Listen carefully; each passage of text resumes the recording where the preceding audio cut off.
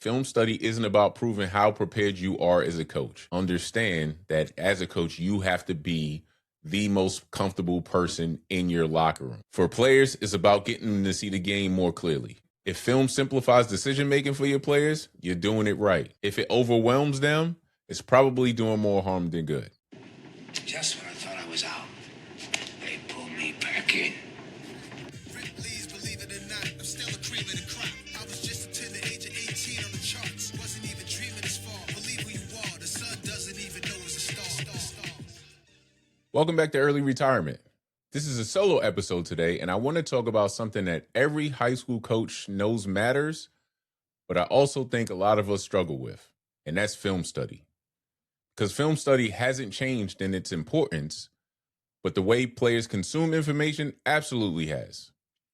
There was a time when you could put on a full game, sit in a dark room for 30 minutes, or an hour, or maybe an hour and a half, pause it every now and then, and players actually stayed locked in. But that's just not reality anymore. So today, I want to talk through how we actually use film, especially my last couple of seasons coaching high school basketball, without losing players, without overwhelming them, and without spending every free hour breaking down video. This isn't about being perfect. It's about being as efficient as possible. Here's the deal, the honest truth.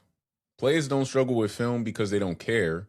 They struggle with film when they don't know what they're supposed to be watching for.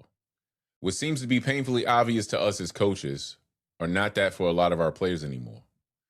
If you just roll out the TV and say, all right, let's watch, you probably lost a lot of them already. Seriously, I had guys who would rather run sprints than sit through some of our film sessions. And so we realized pretty quickly that long stretches of film, even if the content was good, just wasn't sticking. Attention drifted, teaching points got missed, and by the end, it felt like we were talking at them and not with them. So we had to rethink everything.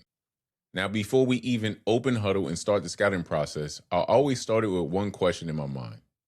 What do we actually need to know to compete in this game? Not what is everything that they do, not every set, not every coverage. Just what gives us the best chance to be successful? I have to tell you, that question alone allowed me to trim about 70% of the stuff out of film study that we used in the past. I was one who felt that I needed to know every intricate detail of all of the teams that we played against. And while that didn't really change for me, I realized that my players didn't need all of that information. So the conclusion that I came to was that if we could identify a couple of offensive actions, a couple of defensive tendencies, and a few personnel things that matter, we will be in really good shape. Now, before we get into the offensive side of film, I have to tell you this story. This episode is being brought to you by My Jersey Designs. If you're looking for digital replica jerseys, go to myjerseydesigns.com and they'll take care of you. My first year at Central Dauphin, I learned from coaching earlier at Camp Hill that long scouting reports didn't really work. And so we would have our scouting report down to 1-2 pages max with diagrams and things like that. But then when we made the playoffs, and we hadn't made the playoffs at Central Dauphin in a long time, and the players were excited and we were excited, and we had a lot of time to prepare, like 10 days. So I decided that it would be cool to put together a scouting report that we used to use in college. And the scouting report wound up being probably 6 pages, I think. And we gave it to the players, and instead of excitement, you could see that they were overwhelmed. And so while we had a lot of time to digest the report and actually get ready for the game, when we played in the game, without getting into too many details, there were adjustments that we were trying to make that we would normally be able to make. And I felt I could see the weight on their shoulders. I could see them trying to process everything that we taught them over the past 10 days that didn't allow them to be athletic. It didn't allow them to react. And they were thinking, and it was heavy, and we didn't play well. And even though we hosted a playoff game, that was the last game we played that year. And so from that point on, I always knew that those college level scouting reports were never going to be in our locker room again. And I will tell you that we continued to create them at times when we had the time, but that was just for the eyes of our coaches, not for our players. And so offensively, we're not trying to turn these guys into assistant coaches. We're asking things like, what do they really run when it matters? because understanding go-to sets and tendencies are really, really important. Another question we ask is, who are they trying to get shots for? Understanding personnel, to me, isn't that difficult at the high school level, even if you only get to watch a couple of games. Scorers, shooters, rebounders, they stick out. Even if they don't play well in the games that you watch, you kind of get a feel for it. But that's also coming from a guy who watched a lot of film, probably more than I needed to, but I always wanted to, at least for myself, feel as prepared as possible. And so that's what I did. I didn't make our players do it, but I definitely did. And lastly, we wanted to know, where do those shots come from? Is there a lot of penetrate kick? Or are they shooting a lot of corner threes? Those things. So instead of showing 10 different clips, we'll show them 2 or 3. It would tell the same story to our players. I found that helping our guys recognize patterns beat the volume of long film sessions every time. Players don't really remember film sessions that are long, but they do remember those sessions that were clear. Defensively, same thing. We're looking for tendencies, not tricks. What coverages do we see most? Strictly man? Zone? Do they mix it up?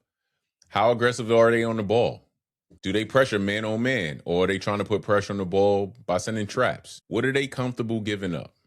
If a team does press a lot, do they give up the middle? Do they give up opposite corner? Maybe the short corner is where they're vulnerable. Those are the things that we try to figure out and share with our players. But probably the most important thing to understand is, why do certain things work against those teams? When players understand the why, effort usually takes care of itself. Now, here's the part I think a lot of coaches can relate to. Breaking down film into short, digestible clips takes a crazy amount of time. And as the attention span of our players kept getting shorter and shorter, the demand for cleaner film kept increasing. One season, Coach Peters, our assistant coach, he worked third shift at his job.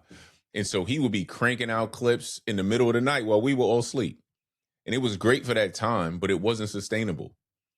We got to a point where doing the things manually just wasn't realistic for us anymore. So we made the decision to pay for a service that had someone clip out offensive and defensive possessions, as well as tendencies. If anyone out there has the extra funds for it, leave a comment, leave a message on one of our social media platforms. But I will tell you that for us, it was money well spent. But again, that's not a requirement, and it's not for everybody. But for us, it was a game changer. It didn't make us smarter, but it did give us our time back. And that time went into teaching, it went into practice planning, and it went into building player relationships. We also used a software called Fast Model, and that gave players access to scouting reports digitally, where we would embed clips directly into the scouting report. I believe they partner with Huddle now, so I'm sure now it is way too expensive to use. But once upon a time, it didn't even cost us $100, and it helped us to reach our players where they were. So now, instead of one long film session, players could review film on their own time, they could rewatch specific clips, and they could see the diagrams and video together. It was really cool because if a certain team ran certain sets and we knew the set call, we would have the set call and they could just click on that link and see video examples of those particular sets. But really, the biggest takeaway isn't the software. It's this. Film should be easy to access and hard to misunderstand. If players need you standing there explaining everything for you to make it make sense, it's probably too much. If you don't have paid services or advanced tools, or just don't want to spend the ridiculous amounts of money that we spent on this stuff the last couple of seasons, here's what I focus on. First thing, show less film. Give one clear focus per session. Try to keep the session around 10 minutes if possible, and then immediately connect the film to what you're doing on the floor. For us, we had a flat screen television on a cart and that we would roll out into the gym during practice. And the cool thing is, if it was the day before a game and we were doing a scout, we would pull up the clip, show it. If it was a set that we really wanted to not get beat on, we would show it. We would have a team dummy it. We would defend it. And then we'll go back to the TV screen, show something else that's important, go back on the court, dummy it, defend it, and then go back. And we would do that a few times, a couple of offensive things. Defensively, if they were a trapping team, we would work through our press break. We would do things like that. And it made the whole experience of doing film a lot more palatable for our players. And it was a lot easier for them to be able to play with anticipation as opposed to thinking when they got on the court. Ultimately, film study isn't about proving how prepared you are as a coach. Understand that as a coach, you have to be the most comfortable person in your locker room. The players don't need to know how smart you are. You just need to make sure you are as prepared as you need to be. For players, it's about getting them to see the game more clearly. If film simplifies decision-making for your players, you're doing it right. If it overwhelms them, it's probably doing more harm than good. I can tell you, like I told you earlier, I've seen it firsthand. When your players are overwhelmed, they cannot react, they cannot play fast, they cannot do the things that they need to do to be successful because they're overthinking. And that's the one thing that you want to eliminate as quickly as possible. If you've gotten this far, please hit the like button so that we know that you appreciated this episode. Also, please subscribe to our YouTube channel and to the platform that you are receiving this podcast. We very much appreciate it. Thank you for listening to Early Retirement.